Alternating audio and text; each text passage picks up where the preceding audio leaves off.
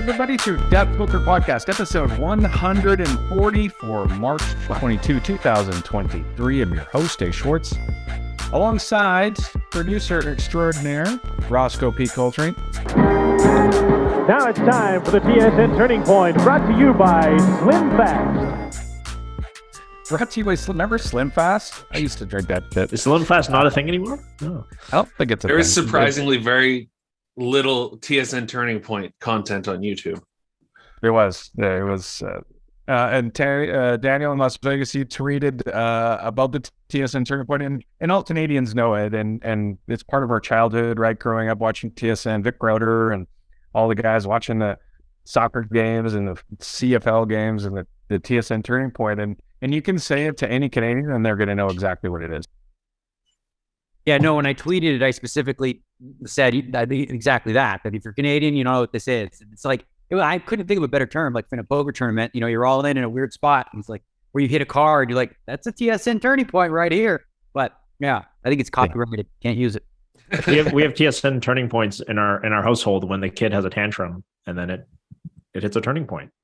It's a part of most Canadians' vocabulary, right? We'll say it just randomly to each other. We all know what it is. It's the TSN turning point of the game or whatever. But Terrence, how are you, sir, in Kelowna, BC? I'm doing beautiful. It's the weather is nice. It's 15 Canadian degrees over here. It's beautiful. Ready to enjoy the Okanagan spring, summer, and then eventually head to Vegas where it's like 90 million degrees. But then most of the summer will still be pretty good. I'm going to be up there this weekend in Vernon, BC, so I will look you up. On the that sounds like a golf trip. Well, there's no golf yet, but there will be. All right, so let's jump right into it. We've got a bunch of stuff to get into. What about me? What about me? We said you you did the TSN Turning Point thing. Whatever. I didn't get to say what I wanted to say. Hey, give it to us. What do you got? Well, I was just going to say that I'm in between tournaments right now. Just finished the PLO series playing the U.S. Poker. So you're getting me right now in the midst of food prep. So I food prep. I make overnight outs for like 4 or 5 days, some mashed potatoes, some peas and carrots. And I'm making, I wish I could show you right now, but they're over there. I'm making these seitan steaks that look like you would even eat them with some red wine. They look really good. I don't know if they taste good yet because they're still cooking, but they look amazing. And for anybody interested ever in that kind of sort of thing, because they ask me, like, what's my protein source as a vegan? It's like seitan is my number one. And if you ever want a recipe for some of that stuff, there's a place called seitansociety.com. And they have like all kinds of recipes. This is one of theirs right now that I'm making. And I'm excited to try it. So you're one of later. the vegans that likes the way that meat tastes. Because I know a lot of vegans, like it doesn't matter how good it seems like a hamburger. They don't want anything to do with a hamburger. They don't want it to they're going to eat the tofu and the salad and all that stuff. But because you haven't been a lifelong, you still like the way a steak would taste if it didn't come from a cow, right? So here's the thing. Any vegans who tell you that, I call absolute stone cold bullshit on that, right? Unless you were like born and raised vegan, like you probably grew up eating different meats and different things that you probably liked. Then you decide to go vegan. It's not like, oh, I don't like bacon anymore because, no, you still like it. So that's what we do. And like a lot of vegans, people always ask that question too. Like, why do vegans always try to make their food look like, our food? Right. And it's like, because most people they became vegan, like used to eat that stuff. So they're like, I had like a Big Mac that I made myself, but it's not a real Big Mac, but I used to like Big Macs, So anyway, yeah, I think anyone who says that like they don't like the taste because they're vegan I'd challenge. I know one girl, I think since like the age of 12, she didn't eat meat, and she like the idea grosses her out. She won't eat any fake meat or real meat. And if they forget to hold the bacon on a thing, it ruins her fucking week. Like it just, it's bad news. When I was in my honeymoon in Santorini. So obviously, English is not the first language. I'm there with my wife and we go to this one little local place and they have like a veggie burger. So I'm like, I ordered the veggie burger. And I don't know it had like a fried egg on it. It had like some kind of animal guts. It had bacon. It had the burger. And like, I was like, "Does this?" And they're like, "Yeah, just take that stuff off." I'm like, "What?" And then the other lady came. She's like, "No, you gave them their own fucking what?" They gave me like the extra. There was like ham, bacon, egg. Fucking. They were just trolling you. I don't even know what some of the shit was, but it was like it smelled. You could smell. So I know what it was. It was fucking delicious, is what it was. Great. Probably. Yeah, I didn't partake. How does a vegan Big Mac taste? That's I'm quite Amazing. curious. Amazing. Basically, I mean, it's very easy to do. Like there's this other company called Vivo Life. If people ever want faux cheeses, Vivo Life is the one. They're the best, highly rated. They melt right. They do everything right. You know, like an Impossible Burger. Grab yourself a bun.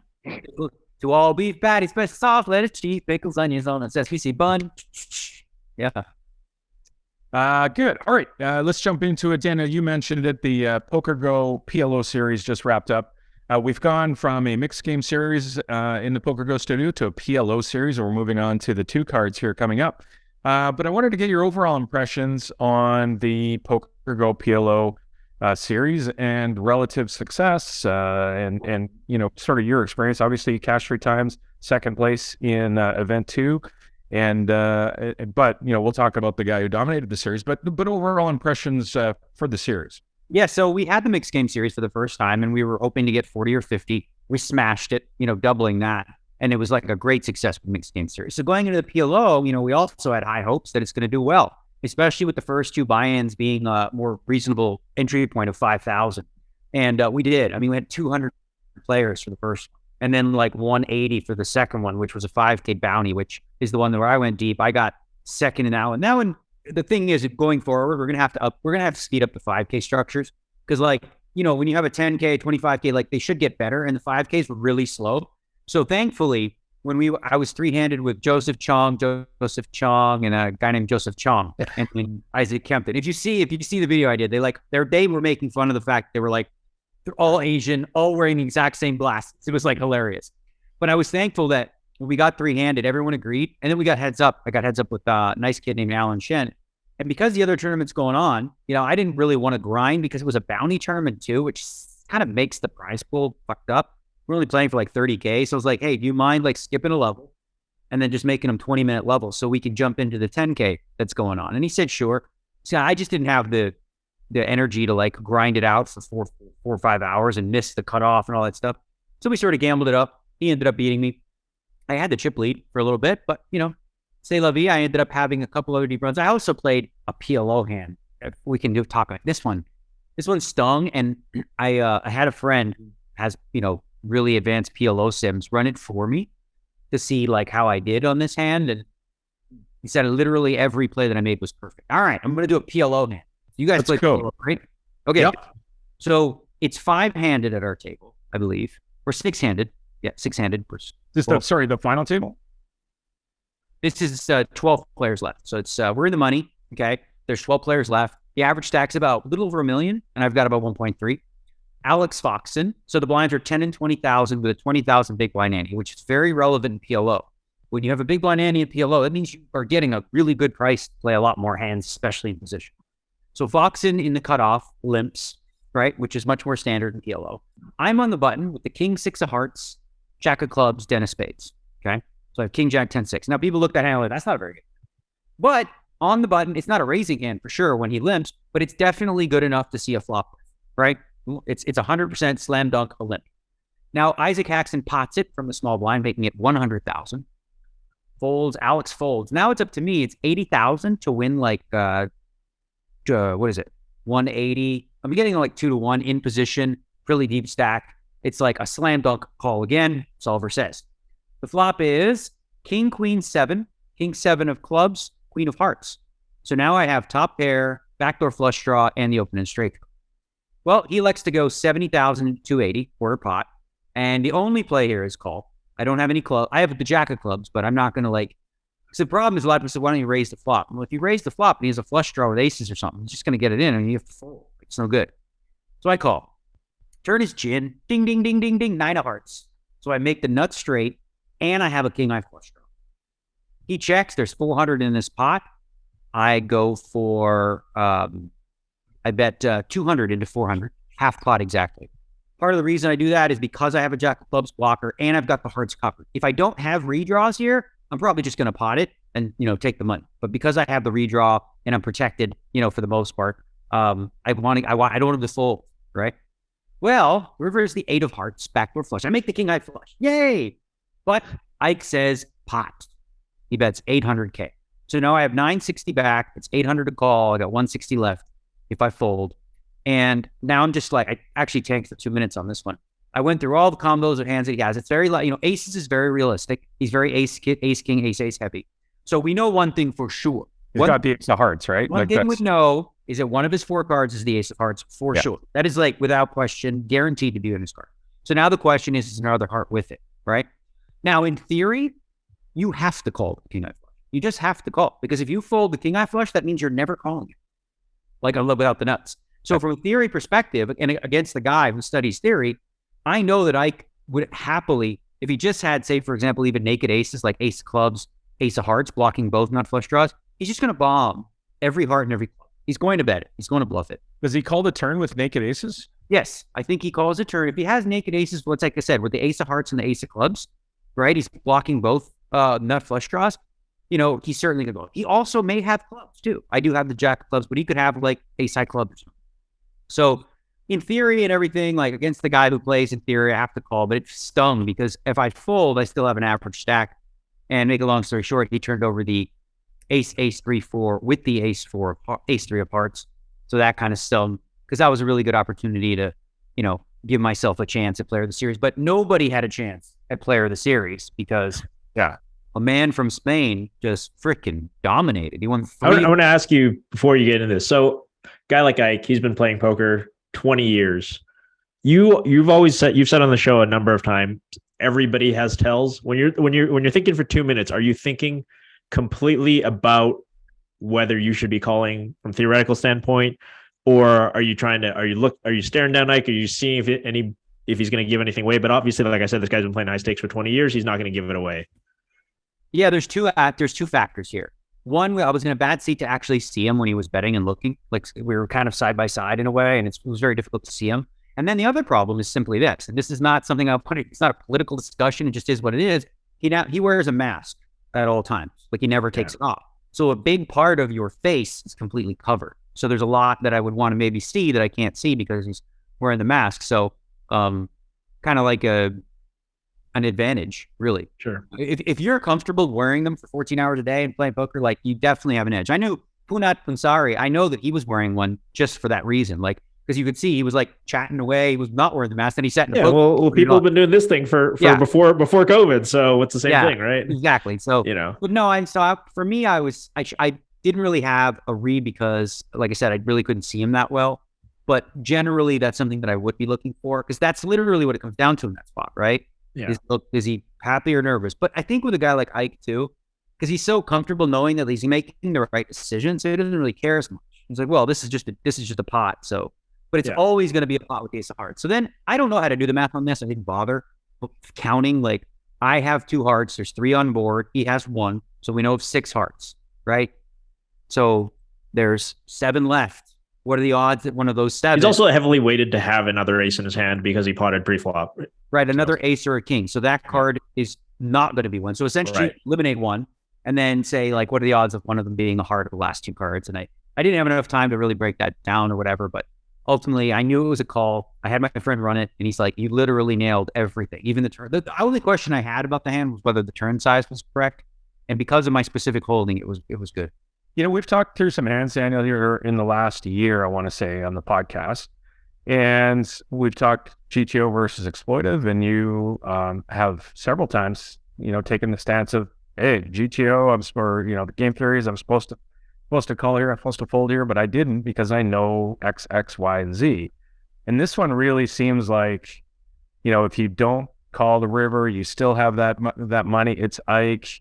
He's got the ace of hearts. You know what I mean? Like, I think there, I know if you're not folding this, you're never calling. I get that. You get the second nuts. But, I'm just wondering, isn't there a situation here where you can go, that's Ike. I feel like he's got it. I'm going to fold. Yeah. So here's the thing. There's very important point you bring up because there is one other thing I thought about. I was playing with Jared Blesnick on my left, who when he wants to play is a monster. He's very good at PLO. Like he might be a weird character or whatever, but he's a monster. Had him on my left. On my direct left was Ike, and then next to him was Dylan Wiseman, who's also a very good steady PLO. The field that was left of the 12, it was a 10K, it was a 15K with a 5K bounty. The last one was really, really tough field. So That goes into my thought process. Now, should I make the best play available, which is call, or if it's a weak field, don't bother and just fold. If it was a weak field and I felt like my chips were worth even more because people are going to make bigger mistakes, then you can make fold. But if you actually fold this hand in theory, it is a colossal mistake. It loses a lot to fold here with the king high flush, especially, with it being backdoor in the way that the hand played. So that's the thing. Is like, do you think you can make a massive deviation from what's correct, in this spot? I think the answer lies in how tough the field is, and the field is tough. So you can't give up that stuff. Because here's the thing. If I'm folding that, then Ike is just going to run right over me, like way too much. And you just can't have that. So, I mean, I hated doing it because it always stings, basically calling it off in a tournament. That's like, for me, the most painful thing. But, sometimes you got to do what you got to do. Yeah. I mean, I guess it goes back to, I think, my question on the turn where is he calling with naked aces with no draw to be able to shove the river? Of course. And listen, he doesn't have to have both naked aces. He can have the ace of hearts with the ace high club draw, right? He could have kings and queens with an ace. He could, because he could have like ace, king, queen. There's a whole bunch of hands that he can continue with. And I wasn't sure if his turn call was okay, but I think it is, because he can also bluff a jack or a 10. Because he has the ace blockers, and a jack or a 10 comes now, ace jack or ace 10 makes a nut straight.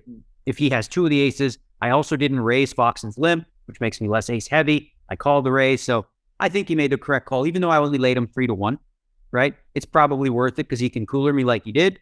And, also bluff me off of a straight card potentially. Interesting hand for sure. We've got a couple other ones from High Stakes Poker that aired last night, coming up a little bit later. But to your point, Daniel, the guy who dominated the series, Spanish player, Lautaro Cabrerizo, won 3 of the 10 events, including 3 of 4 in a row, which was amazing. He just crushed. Wins about 1.1 million. He takes over the lead in the PGT leaderboard, the top 10. Obviously, we're early in the year, and he's got 3 wins, and now is in first with 774 points. Again, you're in 7th with 454 points. Again, that'll be year-long. That runs through the series coming up, the World Series and events later. But it seems like just a big success again. And we're expanding the Poker Go series and the events that they have and their exposure and their reach. And it's just fantastic for poker carried through. On that note, because it was such a huge success, there's talk of running one in the fall.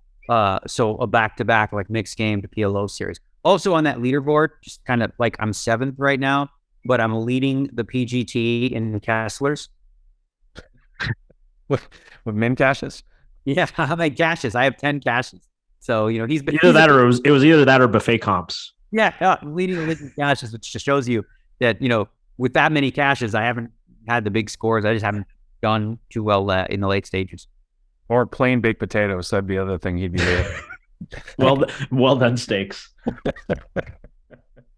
The U.S. Poker Open, March 23rd, April 3rd, starting tomorrow. Buy-ins ranging from 10K to 50K for the main event. Back to the 2-card, the No Limit Hold'em, to get brushed up. We're heading to the World Series of Poker. We're going to touch on another week of the series coming up. But we're going to move on quickly here. Since we last did a show, there was a bit of controversy on Twitter. There's a bunch of services that are GTO Wizard, Odin, Run It Once has one, and these are solvers that people can plug hands into. And a lot of them you can use in real time. Odin poker training software was one that had a 20-second delay. And so if you're playing and you're using it, you can't use it in real time. It was blocked by the software to be able to use it, to use illegally, to use it while you're playing. The other ones did not have that. You can use them in real time.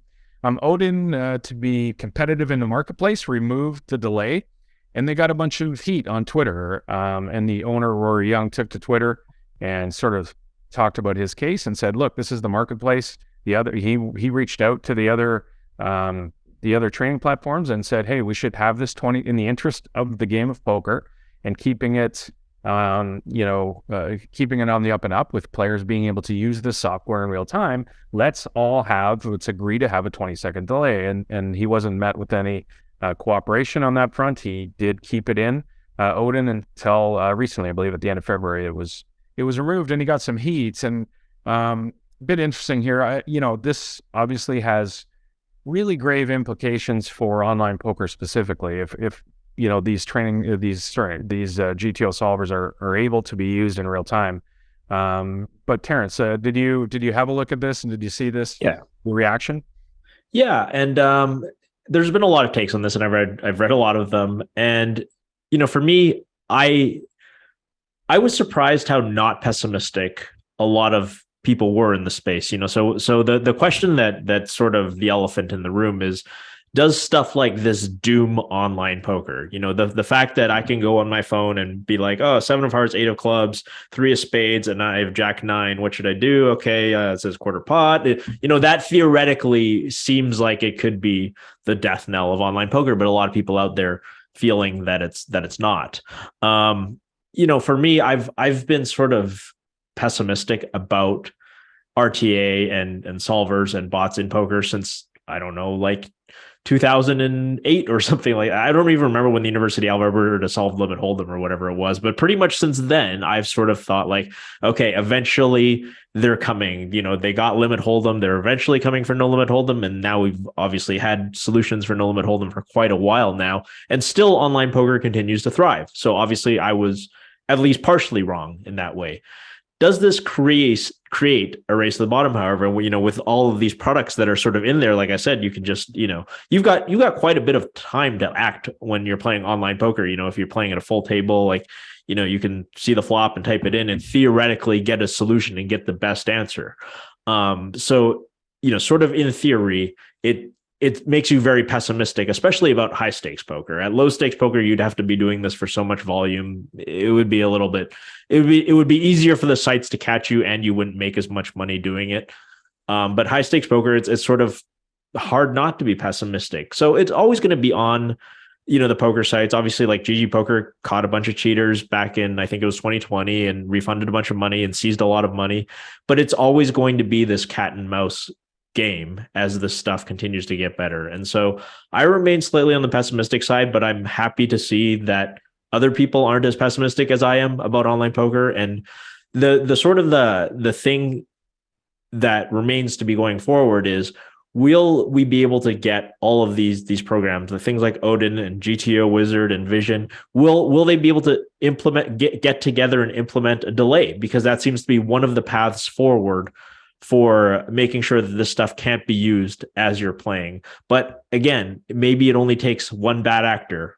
And that's sort of if you'll forgive it, a game theory problem itself. If there's one bad actor that thinks that they can capture the entire market of people who are willing to cheat, and if that market is big enough, then again, we've got a problem. So I'm not sure what the future exactly looks like. But yeah, that's my take on it. Yeah, I got two separate areas of it that I wanted to focus on. First, the sites that are offering this should not be offering it in the way that they are, just period, right? We shouldn't support it. It's essentially offering a cheating tool, right? So I think they all, as you said, need to be, all looked at and, if you will, really discourage people from using them until they all get together and realize, you guys as a group, you all make money off this stuff, but if you do it the way that you're doing, you're going to have a negative impact on the industry in a very significant way. It could be very detrimental. So on that one side, I don't think they should be offered at the speed that they are.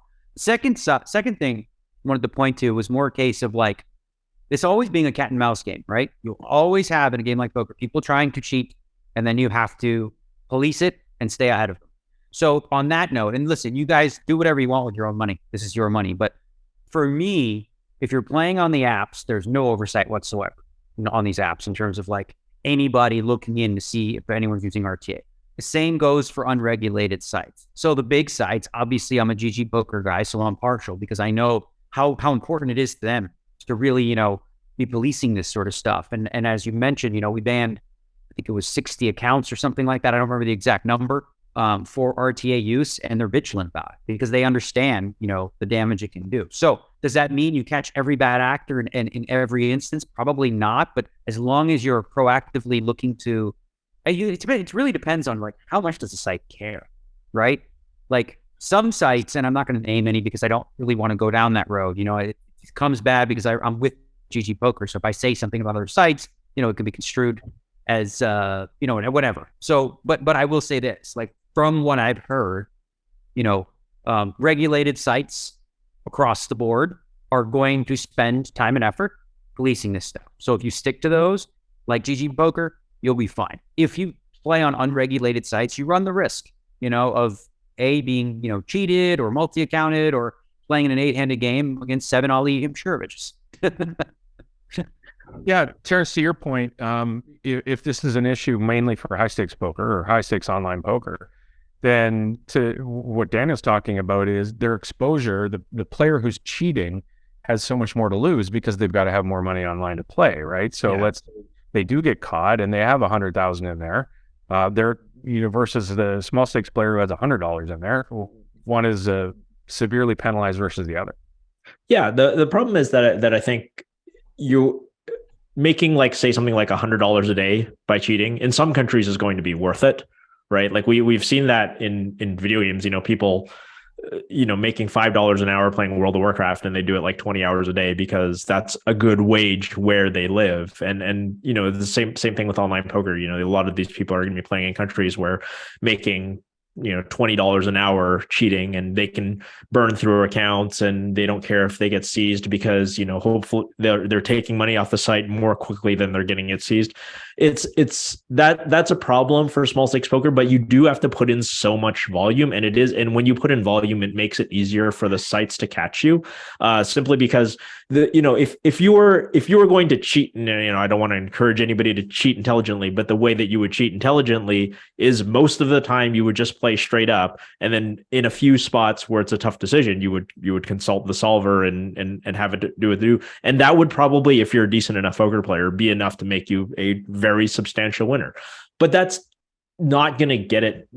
Like that's not going to make you rich at the small stakes, right? Like it'll make you pretty rich at the high stakes if you don't get caught, but it won't at the small stakes. I mean, this thing is I'm negative about online poker to a bit, but I still play online poker, right? I've probably played 3 or 4 days a week of online poker every day for the last 5 months. But I play like pretty small stakes. I mean, I play a lot of draw games, and like if you think about games that are probably easy to solve, like I play a lot of triple draw and Badoogie, and I play a lot of limit hold'em. Those are probably like 3 of the games that are like, if you were going to play a bot, like those are the 3 games you could very easily program a bot to do very well at. But I still play against them, and I'm doing it, because it's fun. Like I'm practicing strategies, I'm experimenting with things, and if I ever played 200, 400 at Resorts World or something like that, I can take that experience, and it's cost of living. So yeah. So all that to say, like, I am a little bit down about the future of online poker when it comes to this, but at the same time, I don't think small stakes players have a whole lot to worry about in terms of getting cheated. And as always, as usual, when you're the main problem is, I think, is if you want to make a living playing small stakes, like that, this is potentially going to hurt you, right? Like if you're going to be a guy who wants to make like an honest living, like 12 tabling, 1-2 no limit, like which was very possible 10 years ago. I think this kind of stuff makes it harder now because it is cutting into your bottom line a bit. And like Daniel said, the honest, proper sites are going to work very hard because they know that this is very harmful to their ecosystem. They're going to work very hard at keeping these bad actors out of the environment, but they're still not going to catch every guy. And it is still going to be sort of like this extra little rake that you pay, the rake of being cheated essentially. But that's a rake that honestly, like honest professional poker players have had to pay since the beginning of time. Doyle had to pay the cheater rake back in the 70s, so nothing new under the sun. There's always, as we said at the top, there's always going to be people trying to cheat at poker, and there's always going to be people trying to catch them. You talked about high stakes and low stakes, and I wanted to just show because, like, the site's done. Okay, it's medium stakes are done. Seitan stakes. They're juicy and they're good. Oh, man, I can't wait. Well, how do you have your vegan stakes? Because proper stakes are medium rare. Do you have them? I don't know. This is the first time I made these steaks, but Okay. I mean, I just followed the recipe and had them simmer for an hour. But I'm excited. So anyway, I want one. I want to try one of those bad boys. You know, I wanted to ask what kind of appetite the poker community has, specifically the online poker community, to sites having more reach in their ability to police this stuff. Because as it gets harder and harder and more advanced, it's, you know, this in the site's best interest, because they want to keep the ecology as healthy as possible, or their site goes away. So they want to police this, and it seems like it's going to take more and more reach and confiscations and policing to do so. And what are we comfortable with as a poker community to allow them to, not allow them, but to sit by and still play on them when they do have that vast reach to monitor what you're doing, to you know, to confiscate funds for sites that they think, or players they think are cheating. Daniel, what are your thoughts there? oh, sorry, I zoned out for a second. Well, I guess the question is, are you talking about looking at players' screens while they're playing? Is that what? All of that confiscation? Yeah. You know, lots of confiscation of people that may or may are likely cheating, but you know, because we have this. Okay, yeah. There's no way a player can play GTO. This player is playing exactly in GTO fashion. We have his hand histories. Easy ban, and that's what we've seen in the past. Well, then there's shades of it, right? Oh, we have this player is playing 79% GTO. It's likely he's either one of the best players in the world playing. Well, I think the process that makes the most sense going forward with stuff like that is anytime there's suspicion, right? Where, you know, however the methods they use, whether it's algorithm related or whatever, whenever there's suspicion that somebody is playing too close to the GTO, one of the ways in which you can police it theoretically, and I don't know that this is being done yet, so I don't want to speak to it, but is to have the person play like on camera for like 2 hours, right? So if you watch this person and you get to see their whole room, kind of like you're doing a test in school, and then you can see that they don't have any aids or anything like that. If they can play that way for 2 hours and still make hit a very close percentage of GTO moves, then they're probably safe, right? But if all of a sudden you take a guy who's playing like 95% GTO, and then he's like, you put him on camera to play for 2 hours, and all of a sudden, like, excuse me, now he's hitting like 50%. There's your answer, right? So basically, it's the idea of like being able to prove that you can play this way under the watchful eye of somebody, and if you can, then you're good. But I think that is one way. There's other ways as well. There's like a whole laundry list, but of course, it's important for all the sites, because this is how it works. If the sites tell you exactly which ways they're looking to find stuff, then people will figure out how to push just right up to the edge and be like, all right, we're going to go right up here and then not here. You know what I mean? So let's say, for example, if they said, just throw out a number, said, well, anyone who hits 82% or more GTO hands, we're gonna like monitor. So then if they know it's 82, they'll just do 81, right? And like stay on above it. It's kind of like when you go do a 10K transaction and people do 9,900 because they don't want it to trigger the IRS or something like that. Which actually, for those don't do that. That is way worse. Sure. Then it looks like you're hiding something, you get screwed. Yeah. Well, in the confiscations too. I hope there's some cooperation on the sites going forward. Like, hey, we found this cheater, and I know it's, there's an issue between Stars or GG or whoever the big players are, but sharing this information going forward is going to go a long way to stopping people from doing it, hopefully, and people, and having people know that that's the case, right? Because I get caught by GG, no problem. I go play it for other sites or whatever, right? So hopefully that happens. And speaking of sharing information about people who cheat at poker, yeah, segue. We're gonna. This segue has been mapped out for 15 minutes. Daniel, you tweeted a couple of weeks ago, or 10 days ago or so. Before knowing about Ali Imsirovic's transgressions, I thought he was a lifer who loved the game and would be a tournament fixture for a long time. I'm hearing that he's continuing his antics and is likely irredeemable at this point. All operators, both online and live, should proactively ban him indefinitely. He's the opposite of remorseful and is actually boastful, bragging about robbing former friends. So it seems like this is going on behind the scenes, and Ali is still cheating and bragging about it. Again, we get back to the communication part here, where we all ban him, and it's sad that it's come to this. Yeah. So what I said in that tweet at the very beginning was like, when I saw this guy play, I knew he loved it. He loved playing at the studio. He loved winning. His family would come out.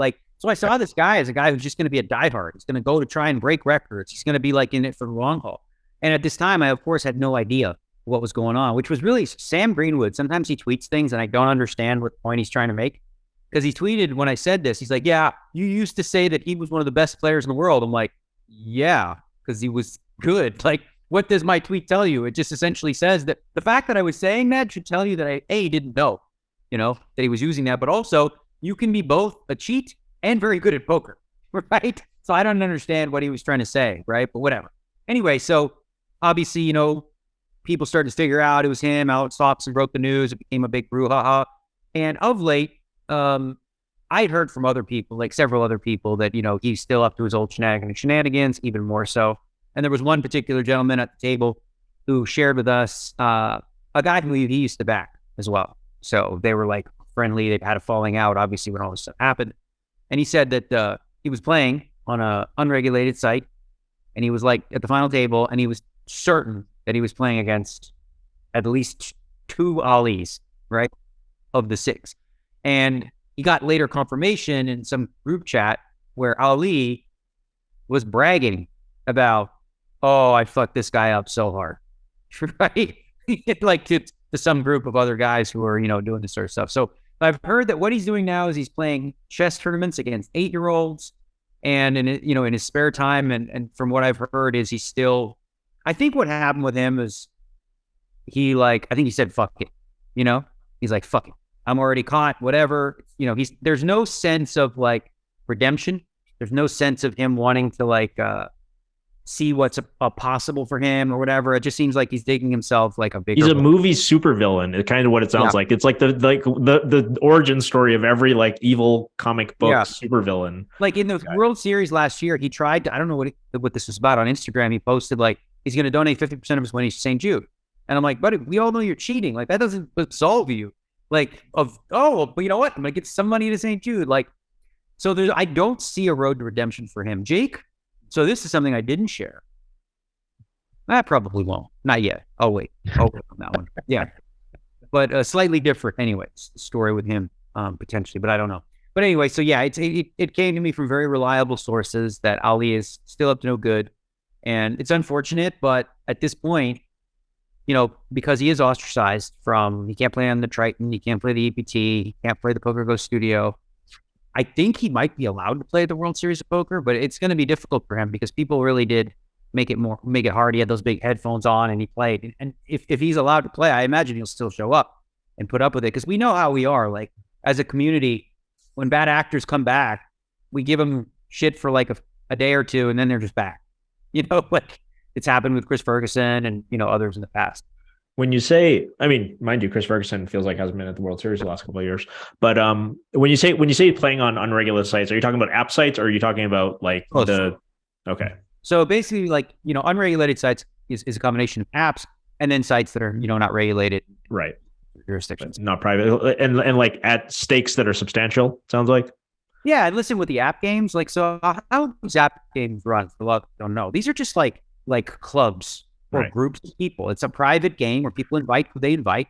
And, we had that big scandal with, Perky revealed with Jungle Man and other people. And apparently like all these like fish were playing against each other, but really behind the fish was like Jungle Man and, others. And I did hear that, Ali's doing that as well, ghosting for someone in those private app games. So I would say that like from a trust perspective, again, there's no oversight on those apps and things like that. So, I wouldn't be shocked, if you're playing on them, that some shenanigans are going on, because again, it's too easy to do with what you said, like all these programs available in real time for people to get the correct answers, which shouldn't be a thing.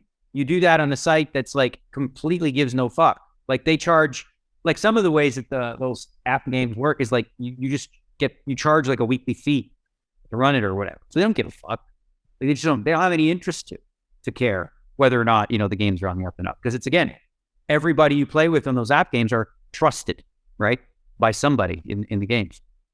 I was actually invited to an app site, and, they said when the guy asked me to pick a screen name, he said, it has to just be a real name. Like it doesn't have to be your name, but it has to be a name. So, you don't have to be, so if Adam signs up, he doesn't have to be Adam S. He could be, for example, Ross H. You just have to choose a name that sounds like a real name because it makes people feel better, but it doesn't have to be your name. That's funny. All right. So we have each show. We've been taking a spin through the upcoming World Series of Poker schedule in Las Vegas. We are 9 weeks away from the World Series starting on May 30th, I believe. We are into the third week now. This is June 14th. We're starting at event 34. That was where we left off. It's a $1,500 pot limit Omaha. And again, we're going to get back to it, but the schedule is just perfectly laid out as far as timing. And what day did you say you were on? So I can get on Wednesday, June 14th is where we are. Event 34, $1,500 pot limit Omaha. 3-day event. Also on Wednesday is the 10K secret bounty no limit hold'em. Can somebody tell me what a secret bounty is? Obviously, you won't know until you go pull the prize. Is this how it works? I'm not familiar with that one. Well, is it any different than mystery bounty? I think it just means a mystery bounty, right? Oh, okay. It's the same one. Okay. Yeah, it's. I can see the structure sheet. It just says players will draw a Brandon bounty prize for every player they eliminate. Bounties cannot be redeemed until after 2 p.m. on day 2. So yeah, it's just a mystery bounty. Does it say what the biggest one is? I don't see that on the structure sheet with the biggest, whether there's like $1 million one or anything like that. So also on June 14th, event 36 is the 3K 9-game mix, not a 10 game, not an 8 game. This is a 9-game. Yeah, mix. So this would be a day for major conflict for someone like me, but that's okay because, like I said, I think they did a really good job. Like I would absolutely play the 1500 PLO. I would absolutely play the 10K secret bounty, and I would absolutely play the 3K 9-game mix. So I'm gonna gamble the 1500 PLO. You're just gonna close your eyes and get the money in, right? I don't know. I'm probably not going to play it at all. Okay. Because again, it's those other two. I don't know. Yeah, that's a very tough decision. The day before is a 10K Raz, so hopefully I'm still in that and I can make my decision later. But generally speaking, the ones that I love mixed game tournaments, I love the higher buy-ins. I don't personally like the lower buy-in ones because the structures are different. So the structures for the high buy-in ones are a little faster, meaningful play. And the small buy-ins, because, more casual players, they're much longer and slower. And I find those to be a grind that probably try to avoid as much as possible. So if I do play the 3K 9-game mix, it would be like pretty close to a max late reg. If there's a rebuy, let's see, there's one re-entry. So I would show up like an hour or two before so that I can, double a stack or go home. Thursday, June 15th, event 37, 2K no limit hold'em at 10 a.m. At 2 p.m., we've got the 10K limit deuce to 7 triple draw championship. Terrence, you're going to sneak your way into the 10K triple draw championship?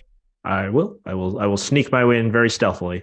That'll be good. So 2 events that day. Friday, we've got the $15 monster stack, flight A. So we've got the weekend crew. Also on Friday, the 250K super high roller no limit hold'em. Terrence, you going to jump into the 250K buy-in? Yeah, no, that's a. Am I allowed to RTA it? Then maybe. See, this is one where theoretically, like if you're actually trying to be smart about how you prioritize, money and stuff, it would make sense for me to take a day off or two before the 250K and just like focus on that. But it's a 10K deuce to 7 triple draw, and I'm not missing that. I know, it's fun. It's a fun tournament. The good news is with the triple draw format, it has the same structure and the game plays much bigger. Yeah. So, it'll end quicker than the other 10K. So theoretically, I can either, if I go really deep, I think with the 250K, there's probably day 2 registration. It's day 2 registration. It is day 2 registration. So you'd have to be at the final table of the triple draw to miss it. Yeah. Then I would miss. But yeah, then you'd be happy about it. I would still max late reg the 250K if that comes to it. So these are like sort of backup plans that I don't like thinking about because you like thinking about just succeeding and winning only. But it is nice to have a juicy. See, but the thing is, that shouldn't be a backup event, right? $250,000 buy-in, like that should be the primary event, but it's triple draw. Yeah, but there's like 5 people for whom this is an issue, like people who would play the 10K. Of course, right. And then, like I said, I'm gonna have a lot more conflicts than most. Right. Like everything, there's a handful of people. Myself, Jeremy Osmus, Nick Schulman, maybe Kerry Katz. That's about it. That'll play like the really high buy-in, no limits, and the mixed game tournament. There's very few. Saturday, the $1,500 Monster Stack Light B at 10 a.m., 2 p.m., the $1,500 Big O, which should New be event for the year. new Yeah, event. everybody clamored. Everybody said, we need a Big O. We need a Big O. We need a Big O. Like, all right. There it is. Support the Big O because, again, all these like new events that you throw in the schedule, you're throwing them there to see how they do. And if they don't draw well, they probably won't stick around. So if you really love the game, then you want to put that one on your calendar. Sunday, event 42, $800 8-handed No Limit Hold'em deep stack. 2 days, a deep stack for 2 days? Super long days or something? Why is deep stack just means you start with more chips. It doesn't mean the structure's any slower. Right. In fact, it's probably faster. Why are we calling it? Yeah. Anyways, whatever. It's a deep. The stack is deep, and at the beginning, Okay. and at the end, it's For me personally, deep stack tournaments are the worst structured tournaments you could ever. Because but a lot of people like them. Well, let's start with 400 big blinds and then have 12 on when it counts. Exactly. Right. You play meaningless, deep stack for so long, but like you said, when it matters, it's a hyper turbo essentially. Sunday is also event 43, one of the crown jewels of the World Series of Poker, the $50,000 Poker Players Championship, a 5-day event starting on Sunday, June 18th. That's all of the All-Stars will be in. Also on Sunday, there's an online event that the All-Stars will Two online events. Two online events. So how many people are going to be sick enough to be playing the PPC and also playing the $500 no limit online event and the $500 PLO? Daniel, are you going to be that sick, or are you going to focus on the PPC? So that's a good question right now. So here's the thing. I actually may not play on Saturday, June 17th, which would be the event that I would have played as the $1,500 Big O. I think it makes the most sense to skip that. I will be in the 250K anyway, because that's day 2 of that. But if that doesn't go well, I think it's because I love the 50K. It's so important. It's so key. Having said that, if you look at the style of tournament that is online, there's 2. One is problematic. It's PLO, because the software currently is so crap that you cannot play PLO on your phone or on a tablet. You have been like this for 8 years. Yeah. So they just don't care, right? Because if you could play on a tablet, it'd be easy to two-tape. The $500 turbo, that's going to go quickly, and that's probably not a huge distraction. It's also day 1 of the 50K Poker Players Championship, so you're super deep in that one. It's a 5-day event. I would imagine, at that point, I'll take a look and see how I'm doing in Player of the Year. But you can bet your bottom dollar that guys like Sean Deeb and Dan Zach or whatever will be playing all of them while playing the 50K. I won't be the only one. Yeah, it'd be different if it was a 50K no limit hold'em where you muck your hand and you've got 3 minutes till the next hand or something, or 2 minutes. The PPC, you're getting a lot of hands and you're getting a lot of decisions, and it's harder to go back. When you're playing stud games, you have to pay attention. Like in stud games, it's harder to be distracted. I think the GTO play for those, for me, what I was doing with the online events, definitely don't register on time, right? I think they give you 3 rebuys or 2 rebuys or something like that. So because they're really small buy-ins, $500, the GTO play is probably with 45 minutes to an hour before late reg. Just ship it in. Just ship the chips in a couple times, try to get a stack. And then, you skip 3 hours of early play and you still have an average stack. So for those that can afford it, that's definitely what the majority of them are going to do. So if you see me at your table jumping in with an hour to go, don't limp if you think don't just limp with aces. Yeah, you limp with aces. If you just understand that if you open, I'm going to ship it in. So just don't open. Wait for me. It's fine. I don't mind. Exploit me. You can construct Daniel's Rangers as everything. Everything must go. Monday, June 18th is event 44, the 3K No Limit Hold'em, starting at 10 a.m. At 2 p.m., we've got the $1,500 mixed Omaha High-Low. And those are the 2 events for the Monday. Tuesday, we've got the $500 Free Zone No Limit Hold'em and the $1,500 Horse on Tuesday, as well as an online event, a high roller $3,200 buy-in. Yeah, you see, they did a really good job with this because, if you look at all the buy-ins, Sunday, Monday, Tuesday, nothing big, right? So it gives everybody in the 50K a chance to really focus on that. It's a longer event. No big, no limits, no PLOs, no nothing. So everybody who's a high roller will be in the 50K.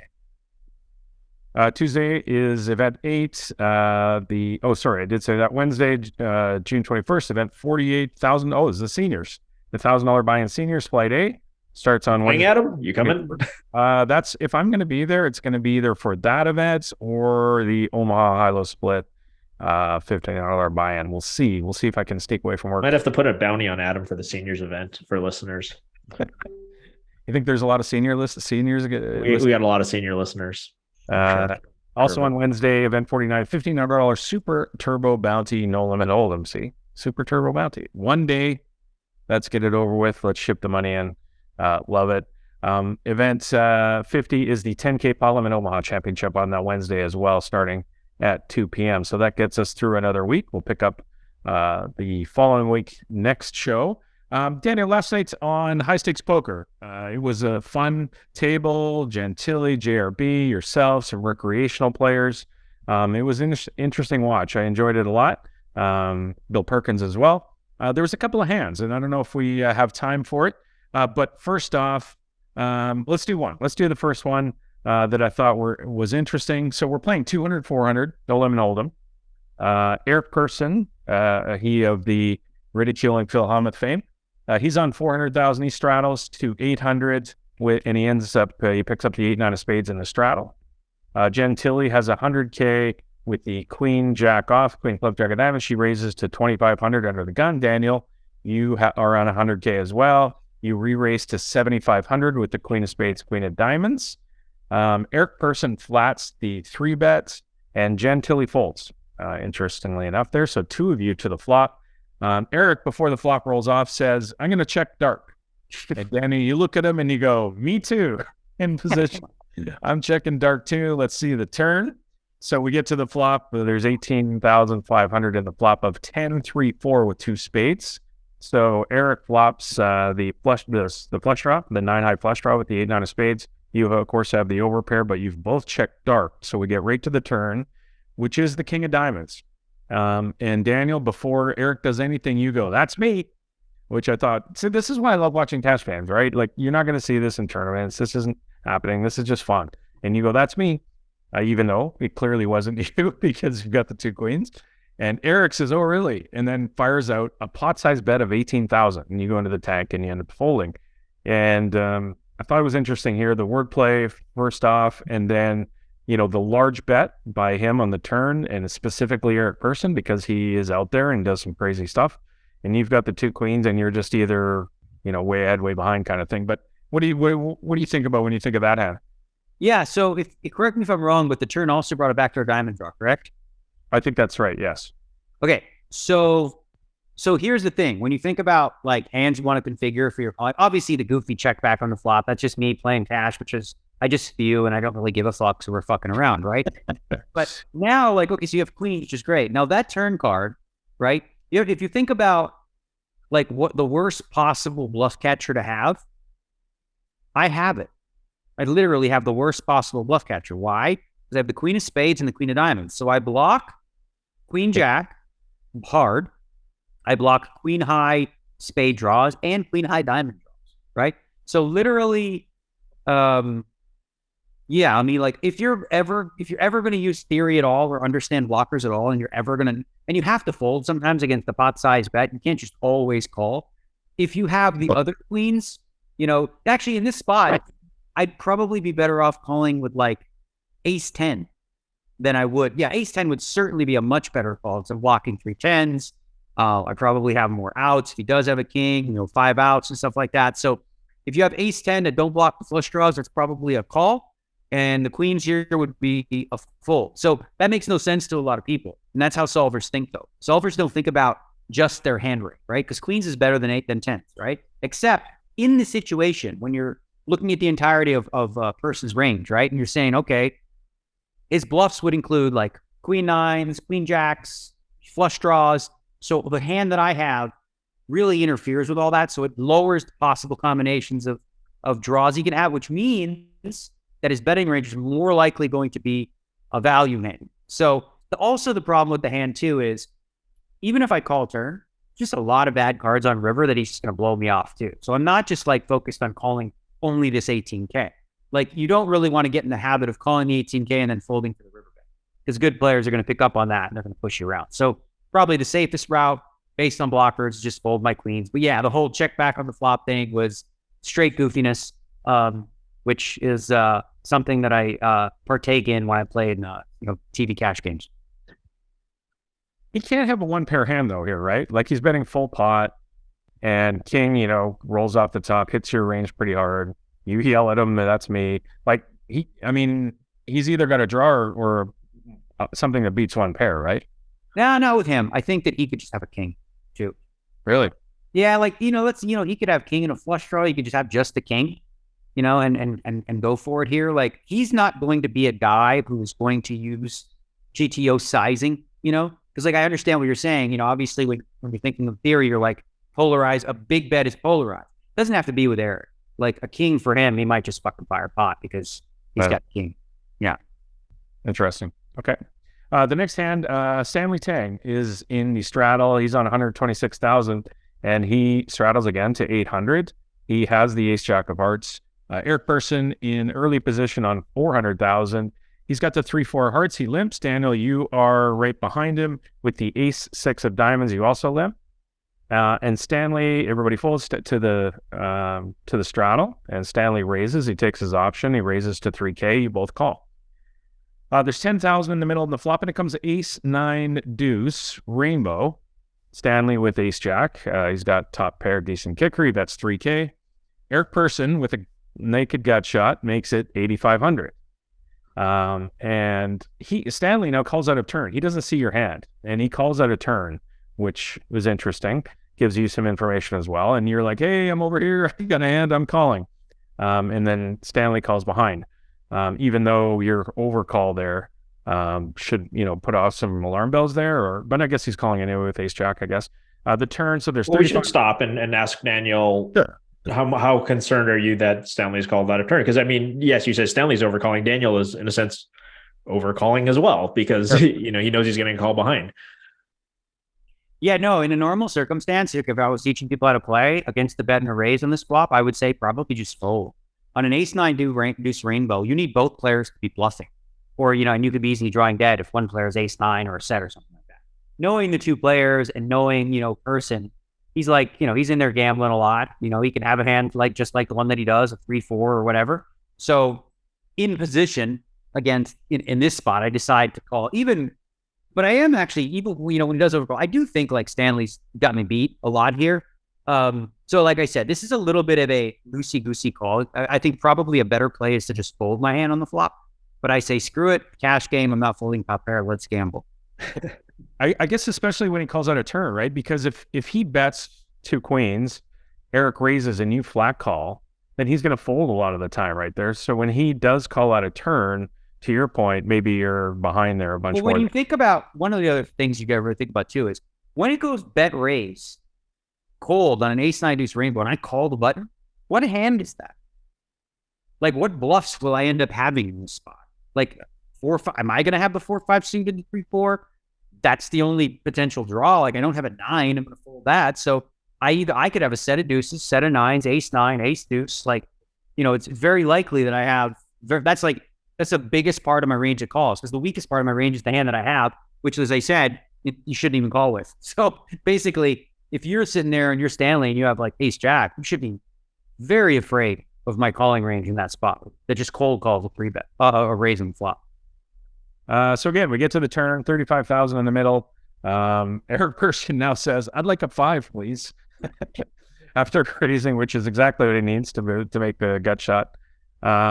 Turns a king of diamonds. Stanley checks. Eric now checks. And Daniel, you're on about 50,000 into 35, and you shove. You open shove for your all stack 1.5 times, or 1.3. So that's saying I have 9s or deuces, because that's basically all you're supposed to have, or ace 9, I guess. But we just established, right, that I always have to have something, right? We know that.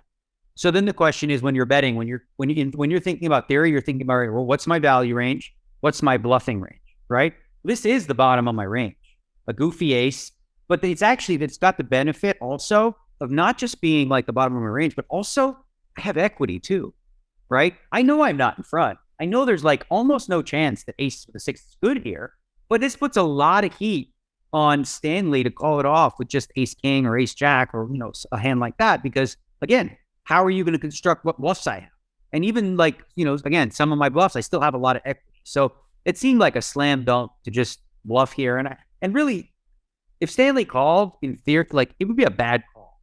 Like he had the best hand, I understand that. But if you think about the entirety of hands that I can have, like what is Ace Jack doing right now that I play this way? There's no chance though that Stanley could have checked like Ace King, or even like if he'd raised out of the straddle with Ace 9. Like there's no chance like he could have just checked his strong hands. But no, he can have all those strong hands. Absolutely. I'm saying, he doesn't, right? So what I'm saying is like he would need one of those strong hands too. Like if he just has one pair of aces and I just went bet raise, like what bluffs does he beat? He only beats the hand that I have, which is suited ace with a nut flush draw, or like 4 or 5 of diamonds or 3, 4 diamonds that just said YOLO, let's like peel, try to hit the gut shot, turn the flush draw. So against that hand has a lot of equity, the gut shot and the flush draw. The other hand has a lot of equity. So there are no hands that I'm ever going to have where he's got me dead. Right? Of course. Nothing. I mean, but the majority of my range has him drawing dead, right?